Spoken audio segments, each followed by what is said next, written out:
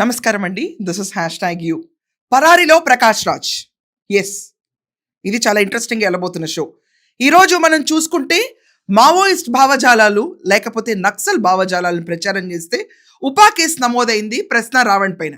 ఆ ఉపా కేసు కాకుండా మనం చూసుకుంటే వీళ్ళ పైన 102 కేసులు పవన్ కళ్యాణ్ గారిని ఇతను తిట్టిన వ్యాఖ్యల పైన జన సైనికులు అవనండి, పవన్ కళ్యాణ్ గారి అభిమానులు అవనండి, ప్రతి ఒక్కళ్ళు కేసులు ఫైల్ చేశారు. దెబ్బకి అతని పైన లాస్ట్ అల్టిమేటంగా ఉపా కేసు ఫైల్ అయింది. అతన్ని పోలీస్ కస్టడీ కావాలని చెప్పి ఈరోజు కోర్టులో పోలీస్ వాళ్ళు రిక్వెస్ట్ చేయనున్నారు. ఎందుకంటే అతని ఫోన్లో చాలా రచ్చ రంబోలో మెటీరియల్ ఉందంటండి. ఈ రచ్చ రంబోలో మెటీరియల్లో ప్రకాష్ రాజ్ది చాలా ప్రధానమైన రోల్ ఉంటుంది. ఇప్పుడు రచ్చ రంబోలో మెటీరియల్ అంటే ఏంటంటే ఇక్కడ క్లియర్గా అర్థం చేసుకోవాలి మనం. ఏంటంటే ముందుగా ఈ రచ్చ రంబోలో మెటీరియల్లో లీక్ అయిన రాసలీలలు, ఈ లీక్ అయిన రాసలీలని పక్కన పెడితే అందరం చూసాం. అది వాళ్ళ భార్య వచ్చి అది ఏ వీడియో ఉంటుంది ఏమో, okay fine, benefit of doubt. Problem ఉంటే రాసలీలకి ఆవిడకు ఉండాలి, మనందరికి ఎందుకు, అది లైట్గా వదిలేద్దాం. ఇది కాకుండా Prakash Raj audio files release అయినాయి. సార్ అది నేను మీకు ఒక లింక్ పంపిస్తాను సార్, ఆ యూట్యూబ్ లింక్. దాని మీద జస్ట్ క్లిక్ చేస్తే డైరెక్ట్ గా యూట్యూబ్ లోకి వెళ్ళిపోయి జాయిన్ అనే ఒక బటన్ చూపిస్తుంది. ఆ లింక్ నువ్వు మెయిల్ లో పంపిస్తే నేను ఐప్యాడ్ లో ఓపెన్ చేస్తాను, అంతే కదా, లేదా ఫోన్ లోనే ఓపెన్ చేయాలా? ఇంకా ఇన్నుంటాయి. ఇన్ని వీళ్ళ రచ్చరంబోల మెటీరియల్ అంతా బయటకు వస్తే వెగట వస్తుందన్న లెవెల్లో ఉందట సో కాల్డ్ ప్రశ్న రావణ్ ఫోన్లో. ఆబ్వియస్లీ ఫోన్ నన్ను తీసుకుంటారు కదండి. సో ఇక్కడ మన అందరం చూసినట్టయితే ప్రశ్న రావణ్ పైన సెక్షన్ 13, సెక్షన్ 39 ఎఫ్ఐఆర్లో ఇన్వోక్ చేశారు. At the same time 147, 148, 152 sections దేశద్రోహం సెక్షన్లని ఇతని పైన ఇన్వోక్ అయినాయి. ఇది ఏ తక్కువగా తీసుకోకుండా ఈరోజు ప్రకాష్ రాజ్ ఉన్నాడు. గడిచిన 5 రోజుల నుంచి ప్రకాష్ రాజ్ నిన్న ఒక్కరోజు వదిలేయండి, పరారీ వస్తున్న స్టేట్మెంట్కి వదిలేయండి. కానీ దాని ముందు వరకు ప్రశ్న రావణ్ గురించి జస్ట్ ఆస్కింగ్ అని చెప్పి రెచ్చిపోయి రోజు వీడియోలు పెట్టాడు. మచ్చుకి ఒక 10 సెకండ్ లేని ఎడిటర్. అవును, ఈ ఆడియో లీకులు మీకెలా దొరికింది? దీన్ని సోషల్ మీడియాలో లీక్ చేసింది ఎవరు? Just asking. సో ఏంటండి అరెస్ట్ చేస్తారో అని చెప్పి బేస్ వాయిస్లో అడిగిన ప్రకాష్ రాజ్కి వణుకు పుట్టింది. కేవలం ప్రకాష్ రాజ్కి వణుకంటే కాదు, ఈ ప్రశ్న రావణ్ తీసుకున్న ఒక గొయ్యిలో ఈరోజు చాలా మంది పడబోతున్నారు. దాంట్లో వైసీపీ అవనండి, ఎవరెవరు దానికి డబ్బులు ఇచ్చి వచ్చుతారనే విషయంపై వాళ్ళకు కూసాలు కదులుతాయి, కూసాలు. ఎట్ ద సేమ్ టైం ఇక్కడ ప్రకాష్ రాజ్ని చూసుకుంటే ఉమర్ ఖలీద్ ఫ్యాన్ నేను అన్నాడు. ఏంటి ఇక్కడ For wonderful people like Umar, jailing is like fermentation. He is brewing. ఇది మావోయిస్ట్ భావజాలాన్ని ప్రచారం చేయటమే. ఇది కాకుండా వన్ నేషన్, దాని తర్వాత ఏమన్నాడు, వన్ డైలాగ్ గెట్ లాస్ట్ అన్నాడు.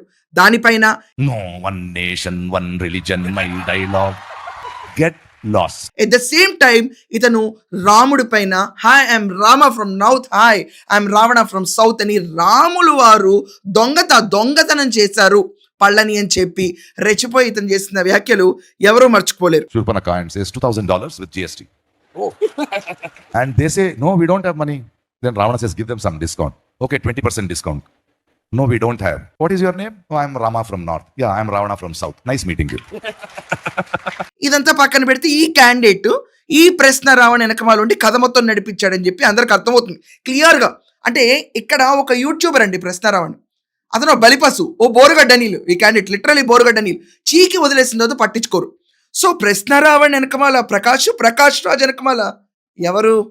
ఇది అసలు తేలాల్సిన మ్యాటర్. ఇక్కడ జస్ట్ ఉపా చట్టం ఓన్లీ ప్రశ్న రావణ్కి వర్తిస్తుందా?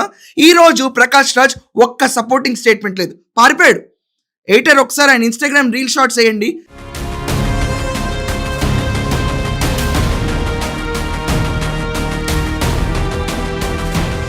ఎప్పుడో మొన్న పెట్టాడు, తర్వాత అజాపజా లేదు, ఈ కేసు గురించి పట్టించుకోడు. ఉచ్చబోయటం వణుకు మొదలైంది ప్రకాష్ రాజ్కి. ఇంతకాలానికి మొట్టమొదటిసారి ఈ దరిద్రపు నోటికి తాళం పడింది. ఈ తాళం పడ్డానికి కారణం ఏంటి? ఉపా కేసు ఎవరిపైన నమోదైంది? అతని చెంచా ప్రశ్న రావణ్ పైన నమోదైంది. ఇది కాకుండా తులసి చందు అని ఇంకొక గ్రేట్ లీడర్ ఉంటుంది. గ్రేట్ అంటే ఆమెను మించిన తోపు నేను ఎక్కడ చూడలేదులేండి, మరి అదే అంటారు అందరూ. తులసి చందు కూడా తన వీడియోస్ కొన్నిటిని ఈరోజు సీరియస్లీ ప్రైవేట్ మోడ్లో పెట్టుకోవాల్సి వచ్చింది. భయం, ఒక రకమైన భయం. ఈ విషయాల్లో మేము ఎక్కడ ప్రోత్సహిస్తే మా పైన ఉపా కేసు పడుతుందని ఇంతకాలం ఈ భయం లేకే విచ్చలవిడిగా ప్రవర్తించారు కదా. ఈరోజు ఇక్కడ మనం చూసుకుంటే ప్రకాష్ రాజ్ అనే వ్యక్తి ఎక్కడ కనపట్ల, పరారులో ఉన్నాడు. దేనికి పరారు, దేనికి భయం? Just asking. ఎవరికి అర్థం కాదా భయం ఏంటనేది? UAPA నా పైన ఎక్కడ పడుతుందో అన్న భయం. ఇతని పైన నోటీసులు జారీ చేయడానికి రెడీగా ఉన్నారు.